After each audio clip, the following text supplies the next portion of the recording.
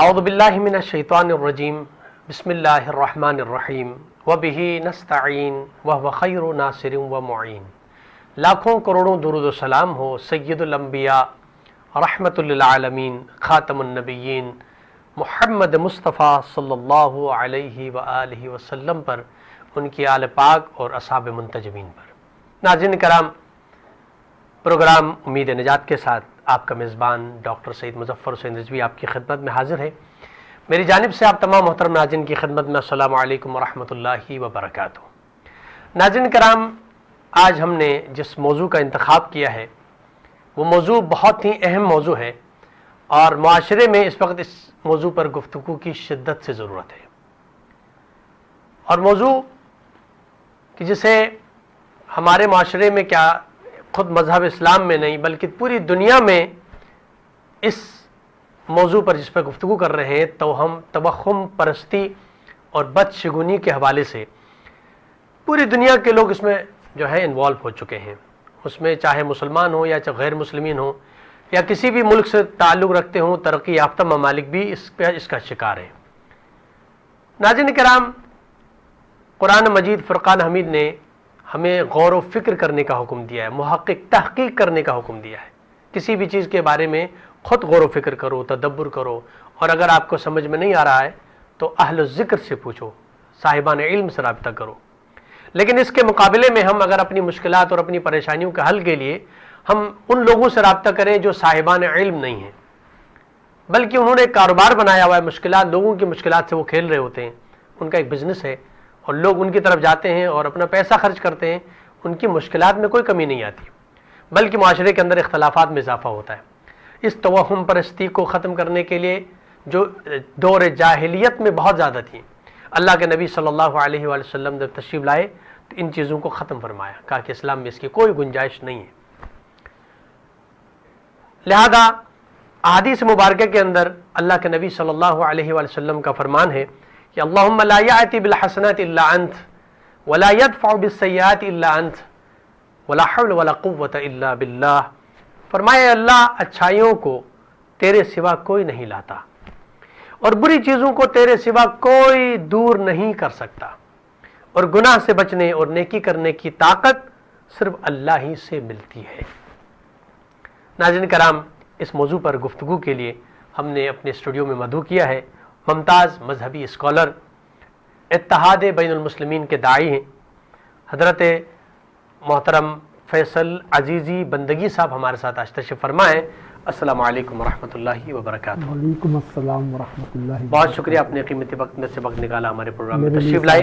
ناظرین کرام، اس موضوع پر گفتگو کا میں باقاعدہ آغاز کرنا چاہوں گا، اور سب سے پہلے قبلہ کے بارگاہ میں سوال جو رکھنا چاہوں گا کہ یہ توہم پرستی کیا ہے، ہمارے ناظرین کی خدمت میں اس کو بیان کیجیے گا۔ توہم پرستی ایک نفسیاتی خلل ہے۔ توہم پرستی کے بنیادی محرکات وہ دو ہیں، ٹھیک، ایک جہل اور دوسرا انجانا خوف۔ ٹھیک، کبھی ایسا ہوتا ہے کہ انسان جہل کی وجہ سے توہم پرستی کا شکار ہو جاتا ہے کہ اسے علم نہیں ہے، علم کی کمی اسے اس طرف لے آتی ہے۔ ٹھیک، لیکن جو آپ نے مثال دی کہ دنیا کا پڑھا لکھا طبقہ بھی اس کا شکار ہے، تو اس میں دوسرا سبب ہے خوف۔ انسان اپنی ناکامیوں کو کسی نہ کسی چیز سے منسوب کر کے بری الذمہ ہونا چاہتا ہے۔ بالکل، کسی کام میں ناکامی ہو گئی تو وہ یہ تسلیم کرنے کو آمادہ نہیں ہوتا کہ مجھ سے کہیں غفلت ہوئی ہے، مجھ سے کوئی کمی رہ گئی، بلکہ وہ اپنی ناکامی کو کہیں منسوب کرنا چاہتا ہے کہ بلی راستہ کاٹ گئی تھی اس لیے ایسا ہو گیا، صحیح فرمایا، فلاں واقعہ ہو گیا تھا اس لیے ایسا ہو گیا۔ تو ایک خوف انسان کے اندر رہتا ہے اس وجہ سے کہ جب انسان اپنی ناکامیوں کو مختلف واقعات سے منسوب کرتا ہے تو وہ واقعات انسان کے اوپر خوف کا اثر ڈالتے ہیں، انسان کے دل میں ایک خوف بیٹھ جاتا ہے۔ اب ایک خوف بیٹھ گیا کہ اگر بلی راستہ کاٹ جائے گی تو ایسا ہو جائے گا، اگر خالی کینچی چلائی جائے گی تو ایسا ہو جائے گا۔ یہ مختلف قسم کے خوف انسان کے اندر ہوتے ہیں اور وہ اتنا سرایت کر جاتے ہیں کہ انسان پھر اپنے رب کی اس تعلیم سے دور ہو جاتا ہے کہ جو اللہ نے اپنے رسول کے ذریعے دی. ہمارے ہاں معاشرے میں نقصانات کے لیے توہم پرستی ہے کہ اس وجہ سے یہ نقصان ہوتا ہے، اس وجہ سے یہ نقصان ہوتا ہے، اس وجہ سے یہ. اسلام نے اس کے برعکس ایک تصور دیا ہے.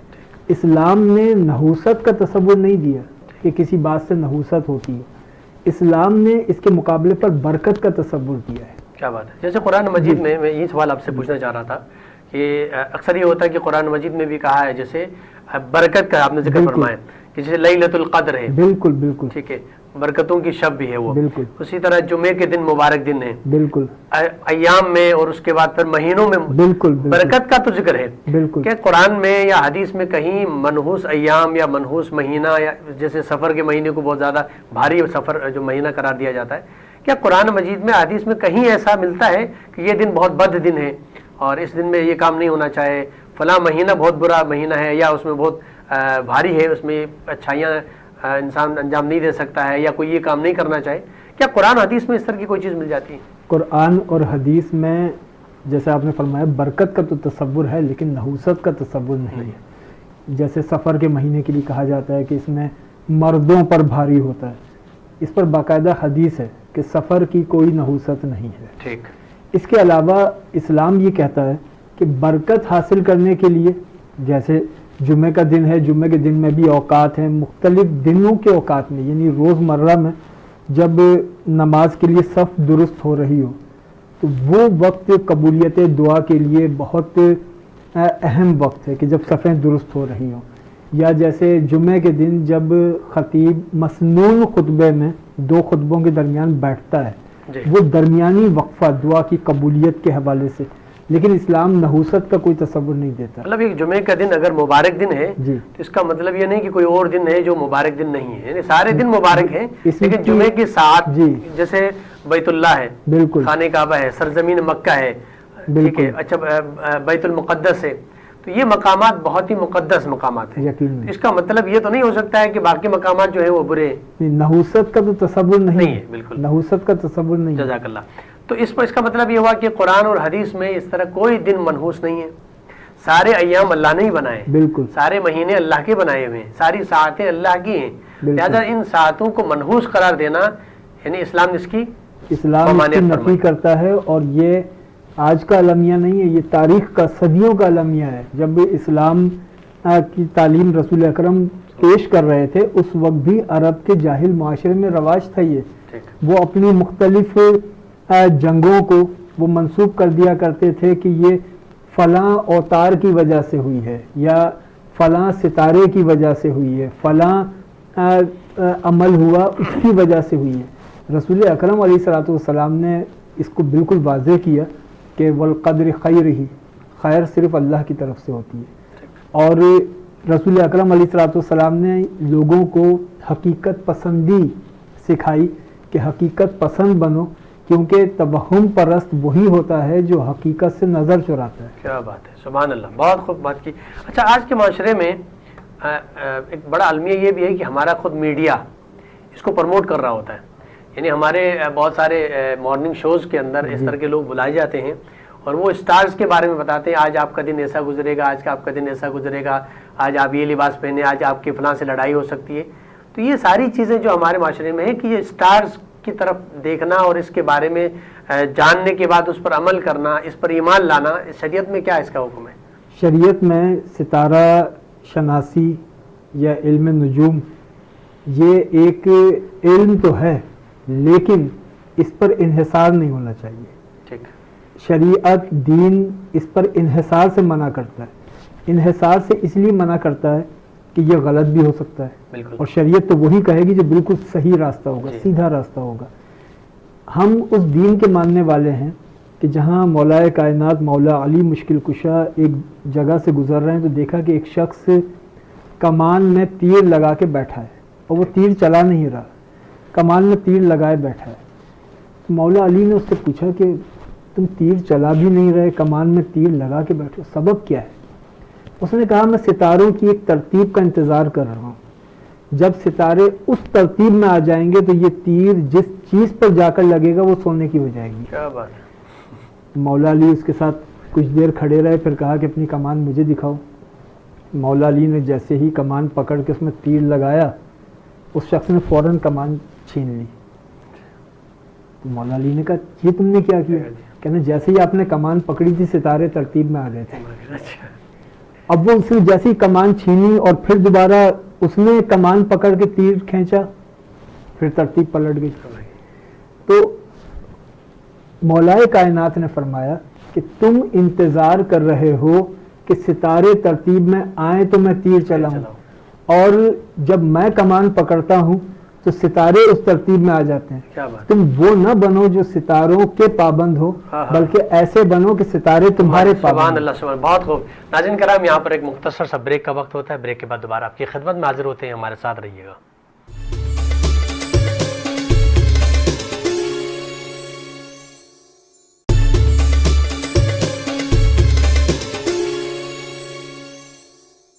ناظرین کرام, ایک بار پھر پروگرام امید نجات میں آپ کو خوش آمدید کہوں گا. اور آج ہمارے اس پروگرام میں جس موضوع پر گفتگو ہو رہی ہے وہ ہے توہم پرستی, جس کو اسلام نے منع فرمایا ہے اور اسلامی تعلیمات میں اس کی کوئی گنجائش نہیں ہے. اس حوالے سے گفتگو کے لیے ہمارے ساتھ حضرت علامہ فیصل عزیزی صاحب ہمارے ساتھ تشریف فرما ہے. اور آپ بریک سے پہلے بیان فرما رہے تھے کہ ستارے جو ہیں اس کے انتظار میں انسان ہے کہ وہ ترتیب میں آئیں گے تو پھر میں تیر چلاؤں گا تو پھر وہ سونا بن جائے گا.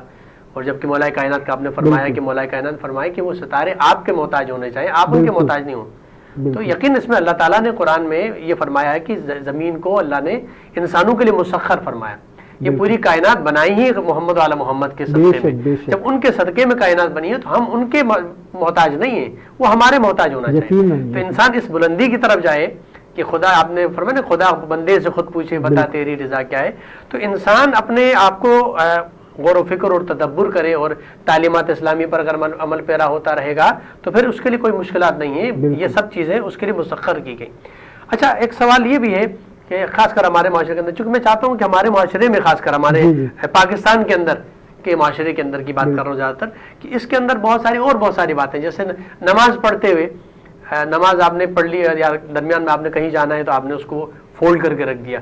چلے فولڈ کرنا کوئی برائی نہیں ہے, لیکن یہ کہ اس پہ یہ جملہ کہا جاتا ہے کہ شیطان نماز پڑھے گا. اس میں کیا کہتے ہیں ہم؟ اگر اس پہ شیطان نماز پڑھے گا تو پڑھنے دیں, اچھی بات. اگر شیطان خدا کی عبادت کرنا چاہتا ہے تو اگر شیطان اس پہ نماز پڑھ لے, کیوں روکنا چاہتا ہے؟ وہ تو نماز سے روکتا ہے, وہ کیوں پڑھے گا؟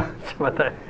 تو یہ خرافات ہیں, یہ توہمات ہیں, جس سے یہ وہ چیزیں ہیں جو اس بات کا پتہ دیتی ہیں کہ ہم نے اپنے دین کو سمجھا ہی نہیں. ہمارا دین حقیقت پسندی سکھاتا ہے, ہمارا دین عملیت سکھاتا ہے. ہم خیر کو طلب کریں اللہ سے. اگر کوئی یہ سمجھتا ہے کہ فلاں واقعے کی وجہ سے یہ نحوست ہے تو وہ پھر تقدیر کا بھی منکر ہوتا ہے, وہ خدا بند ذوالجلال کی ذات میں شرک کا بھی مرتکب ہوتا ہے.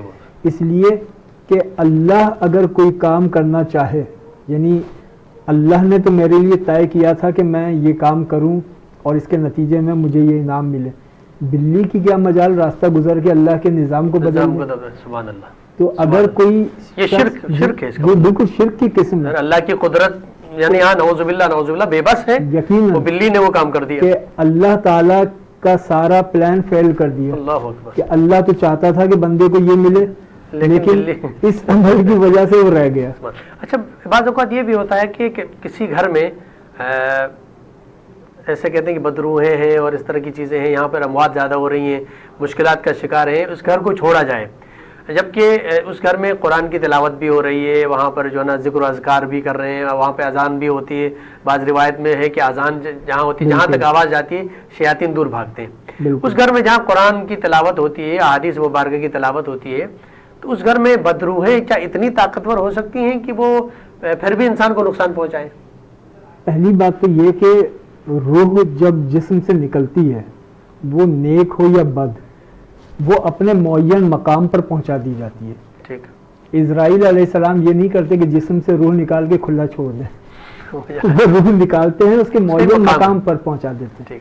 نیک روح نیک مقام پر, بد روح بد مقام پر. تو یہ روحوں کا اس طریقے سے بھٹکنا یہ دیگر مذاہب میں تو ہے، اسلام میں ایسا کوئی تصور نہیں ہے۔ ہمارے ہاں یہ تصور کہ جی روحیں یا یہ کہ کسی مقام پر نحوست، یہ عاملین ان کے کاروبار کے ذریعے ہیں، کیونکہ وہ دل میں خوف بٹھاتے ہیں کہ یہاں پر یہ روحانی مسئلہ ہے، یہاں پر جنات کا ڈیرہ ہے، یہاں پر یہ ہے۔ ہر مسئلے کا حل قرآن حکیم میں موجود ہے۔ میں عام طور پہ لوگوں کو دیکھتا ہوں، لوگ اپنی ناکامیوں پر کہتے ہیں کہ بندش ہو گئی، یہ کام نہیں ہو رہا، میرے اوپر تو کسی نے بندش کرا دی۔ میں اس پہ بات نہیں کرتا کہ بندش ہوتی ہے یا نہیں، لیکن فرض کر لیں ہو گئی تو بندش ہے گرہ کو کھولنے کے لیے خالق کائنات نے آپ کو صورت دی ہے، اس کا نام رکھا ہے فاتحہ۔ سبحان اللہ۔ فاتحہ کا مطلب ہوتا ہے کھول دینے والی۔ سبحان اللہ۔ تو جہاں گرہ آپ محسوس کرتے ہیں وہاں پہ سورہ فاتحہ کی تلاوت کریں۔ سبحان اللہ۔ جہاں آپ سمجھتے ہیں کہ اس مقام پر میرے ساتھ مسائل ہیں، وہاں سورہ فلق، سورہ ناس قرآن حکیم کے اندر موجود ہے، پڑھ کر وہ دم کریں۔ نظر کا لگ جانا وہ ایک حقیقت ہے، اس کے لیے بھی قرآن حکیم کے اندر آیات ہیں، احادیث میں۔ اس کے علاوہ سورہ فلق اور سورہ ناس اگر یہ پڑھ کر پھونک دی جائے تو اس سے نظر ختم ہو جاتی ہے۔ اسلام نے ہمیں عاملین کے پاس نہیں پہنچایا، یہ ہمارے عقائد کی کمزوری نے ہمیں عاملین کے دروازے پہ کھڑا کر دیا۔ آپ جو ذکر کر رہے تھے نا کہ لوگ پریشانیوں میں، کہ ایک گھر میں کئی اموات ہو گئی تو لوگ سمجھتے ہیں یہ جگہ منحوس ہے۔ آپ مجھے یہ بتائیے کہ کیا کائنات میں 61 ہجری یوم عاشور سے بڑھ کر کسی گھر پر کوئی مصیبت گزری؟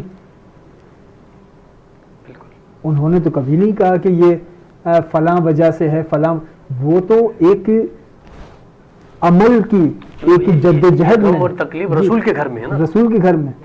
وہ تو یہ کہہ سکتے تھے نا کہ ہم نے تو کوئی گناہ بھی نہیں کیا، ہم سے تو کوئی خطا بھی نہیں ہوئی، پتہ نہیں کس وجہ سے ہم پر یہ نہیں۔ انہوں نے، جنہوں نے دین سکھانا تھا، انہوں نے بتایا کہ اپنی مصیبتوں کو اس سے منسوب نہ کرو کہ یہ نحوست ہو گئی، یہ بلکہ آزمائش کا ایک تصور ہے، اللہ تعالیٰ آزمائش سے گزارتا ہے۔ اللہ تعالیٰ اگر مصیبت آتی ہے تو اس میں فرق کرو کہ یہ ہم پر عذاب ہے یا آزمائش ہے، اور اس کی بھی ایک بڑی آسان پہچان ہے۔ اگر انسان پر شکرانے نعمت کے ساتھ مصیبت آئے تو وہ پھر آزمائش ہے، کفران نعمت کے ساتھ اگر مصیبت آئے تو وہ عذاب ہے۔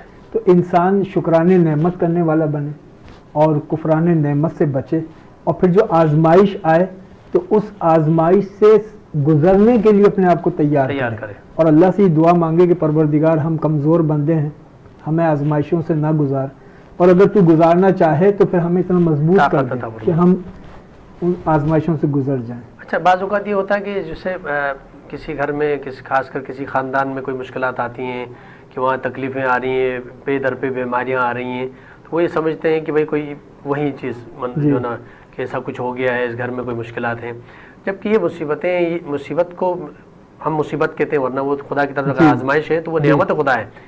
کیا انبیاء علیہ السلام پر مشکلات نہیں آئیں؟ انبیاء علیہ السلام پر تو وہ مشکلات گزری ہیں جو امتوں پر نہیں گزری ہیں۔ حضرت ایوب علیہ السلام کی آپ اگر شخصیت کو دیکھیں، حضرت شعیب علیہ السلام آرے سے کاٹ دیے گئے، ایوب علیہ السلام ان کے بیماری اور زخموں کا احوال سارا تاریخ میں موجود ہے۔ یعقوب علیہ السلام پر بیٹے کی جدائی میں کیا گزری ہے، یوسف علیہ السلام جو نبی ابن نبی ہیں ان پر کیا کچھ نہیں گزری، لیکن انہوں نے جو تعلیم ہمیں دی ہے وہ تعلیم یہی دی ہے کہ اللہ کے راستے میں آزمائشیں آئیں گی، بڑا منصب ہوتا ہے تو آزمائش بھی بڑی ہوتی ہے، اور اللہ سے یہ دعا کرنی چاہیے کہ اللہ تعالیٰ ہمیں آزمائشوں سے نہ گزارے کیونکہ ہم کمزور ہیں، لیکن آزمائشوں سے گزرنا وہ اس بات کی دلیل نہیں ہو سکتا کہ یہ مقام منحوس ہے یا وہ دن منحوس تھا یا وہ مہینہ منحوس تھا یا کوئی اور سبب تھا جس کی وجہ سے یہ آ گئی، اللہ تعالیٰ کی جانب سے ہوتی ہے۔ سبحان اللہ، بہت شکریہ، آپ نے بہت بہترین گفتگو فرمائی۔ ناظرین کرام، قبلہ نے جو بیان فرمایا کہ اللہ تعالیٰ نے ہر چیز کا، اگر کوئی انسان مشکل میں مبتلا ہوتا ہے تو اس کا حل موجود ہے۔ قرآن مجید میں خود آیت موجود ہے کہ بلا رتب ولا یابس الا فی کتاب مبین، خشک تر کا علم قرآن مجید کے اندر موجود ہے۔ لہٰذا اگر انسان کوئی مشکلات کا شکار ہوتا ہے، پریشانی کا شکار ہوتا ہے، بندش، جیسے ہم کہتے ہیں کہ ہم بندش ہو گئی، ہمارے گھر میں برکت نہیں ہو رہی، کسی نے کچھ ایسا کام کر دیا ہے، یہ ساری چیزیں وہ ہیں جو توہمات پر مبنی ہیں۔ ان میں سے کچھ چیزیں ایسی ہیں جن پر بات ہو سکتی ہے، لیکن اکثر وہ چیزیں ہیں جو توہمات پر مبنی ہیں۔ انسان، جیسے آپ نے فرمایا کہ انسان جب اپنے آپ کو بچانے کے لیے کوئی مشکل پیش آتی ہے تو وہ اپنے آپ کو اس کا ذمہ دار نہیں ٹھہراتا، بلکہ کوئی نہ کوئی ایسا طریقہ نکالتا ہے کہ فلاں کی وجہ سے ہوا ہے، فلاں نے بندش کی تھی، فلاں نے یوں کر دیا تھا، جس کی وجہ سے یہ میں مشکلات کا شکار ہوا ہوں۔ تو اسلام میں توہمات کی کوئی گنجائش نہیں ہے۔ ایک مسلمان، سچا مسلمان، خدا پر یقین رکھنے والا، قرآن پر یقین رکھنے والا، سید الانبیاء محمد مصطفیٰ صلی اللہ علیہ وآلہ وسلم پر اور ان کی شریعت پر یقین رکھنے والا، وہ کبھی بھی ان چیزوں کی طرف متوجہ نہیں ہوگا۔ بس ہمیں قرآن اور حدیث نے یہی بیان کیا ہے کہ ہم جب بھی مشکل میں آ جائیں تو ہمارے لیے مشکلات کا حل قرآن مجید کے اندر موجود ہے۔ ناظرین کرام، یقیناً موضوع بہت وسیع ہے، اس پر ہم دوبارہ انشاءاللہ نیکسٹ پروگرام میں گفتگو کریں گے۔ یہاں پر پروگرام کا وقت ختم ہوا چاہتا ہے۔ اپنے میزبان ڈاکٹر مظفر رضوی کو اجازت دیجیے۔ اللہ نگہبان۔